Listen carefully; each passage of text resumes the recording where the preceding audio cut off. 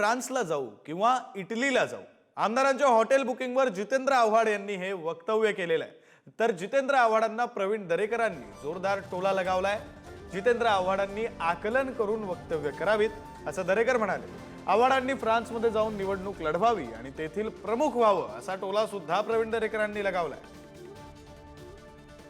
160 जर आम्ही महाविकास आघाडी म्हणतो आहोत, तो घोडे बाजार करणार कुठनं? आम्ही फ्रान्सला जाऊ, इटली, स्वित्झर्लंड,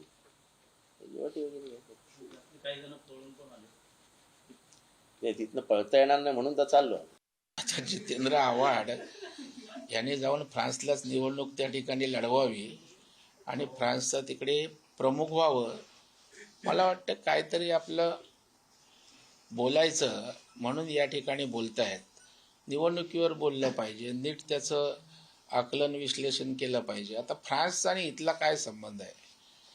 गोवातीला गेले तर एवढी चर्चा केली, मग फ्रान्सला गेलात तर काय होईल?